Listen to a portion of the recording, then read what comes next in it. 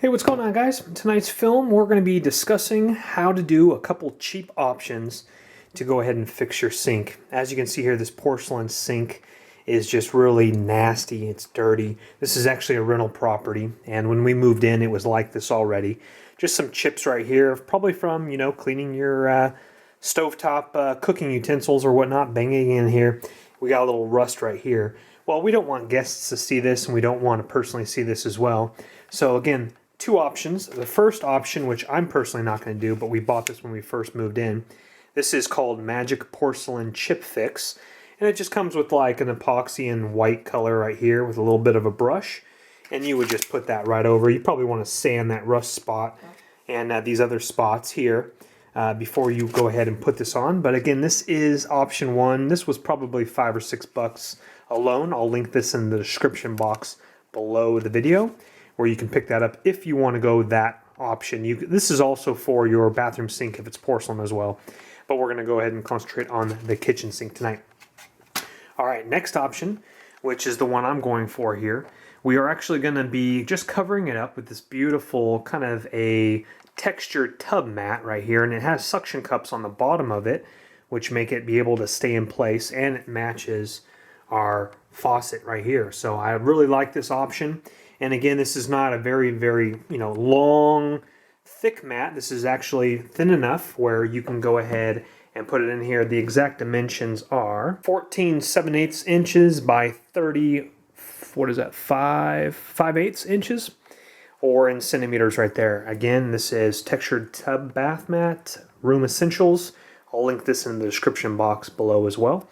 But what we're going to do here is we're going to lay it over, and then we're going to precisely just stick a knife in there with some scissors, cut a perfectly nice round hole, and if it's long enough, it'll go ahead and wrap around over here. We'll do 2 holes, but just like our other one we just got rid of because it got really nasty after about a year. And again, these are very inexpensive. You can replace them every year if they get some nasty stuff underneath them and you don't feel like cleaning it. All right, so let's go ahead and lay it in here, and then we'll pop a little hole in there. Okay, guys, as we can see here on the bottom, here's all the suction cups right here. And so this sticks onto your porcelain very nicely. And again, you probably want to clean this, and my wife just did with a fresh round of bleach, the powdered bleach, the Comet. And then we scrubbed it up real nicely so it's nice and perfectly clean underneath. And you might want to lift it up after you install it. Lift it up, maybe once a week and just clean underneath it so it doesn't grow any nasty mold under there as well. All right, let's go ahead and put her on in and cut that hole. So as you can see right off the bat, guys, we will have to trim this slightly. And I did this with my other one as well. It's not that big of a deal.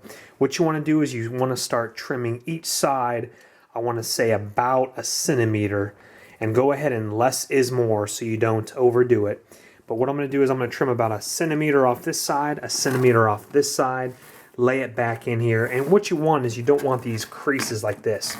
Now, if you're fine with that, go ahead and mount it in and just jam it on in there. But I don't like this. This is real ugly, having these little loops right here. It doesn't smash down very nicely.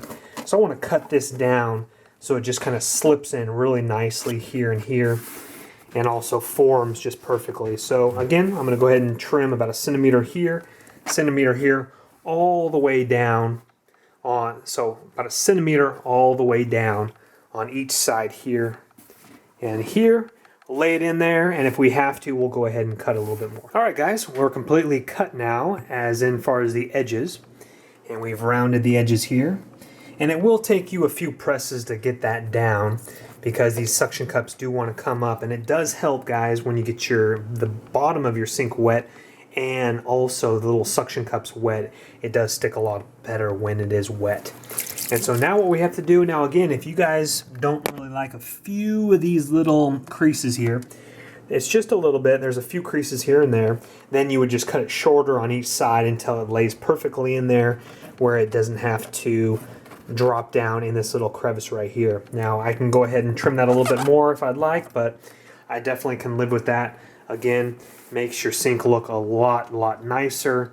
And again, the same brand, they do come in that kind of that brown finish of those new faucets that are kind of that really dark kind of a brown, really sexy looking faucets as well.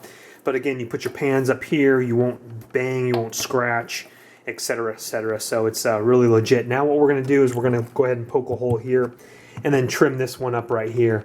But this is, I'm just going to go ahead and show you what you do here. All right, guys, now as we can see the outline of the garbage disposal a little bit there. So what we're going to do, again, double check, you don't want to ruin it, and then just go ahead and just pierce your box cutter knife straight down. All right, guys, as we pierce through it now what we're going to do is, again, we're going to go smaller, and then we're just going to cut out a nice long hole here. So you just go ahead and trace it, and again, just keep your box cutter along the edges here. I'm going to have to do it with 2 hands, but actually a knife does help a little bit better, being able to pierce through that. And remember, you're just going to have to watch it. Again, I'm going to have to do it with this 2 hands, but watch your garbage disposal rubber that is down below. You don't want to cut that off either while you're doing this. All right, guys, there we have it right there. Now I still have to cut this side, but you guys get the point.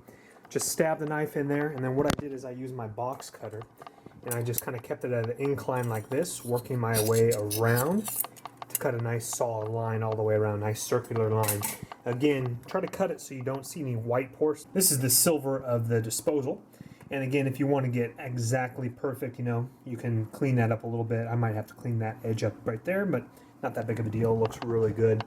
Now what I'm going to do over here, because it doesn't fill up the whole entire side here, I'm going to go ahead and just cut a little half moon circle right here so we can get some good funneling down there, some good drainage as well.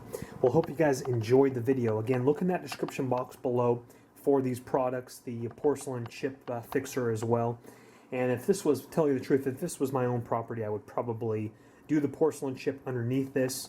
But again, we're just doing this to help out the look of the sink. And also look in that description box below for different types of bath mats. Now, if this is not the type of bath mat that you want to use for your sink, hope you guys loved the video. And check out my channel, guys. I got a lot of awesome home improvements videos, different videos. I put in this faucet myself. Fix a leaky shower, leaky faucet, electrical, everything. Or just check out the channel. Hope you guys like it. Subscribe for more. Take care, guys. Bye-bye.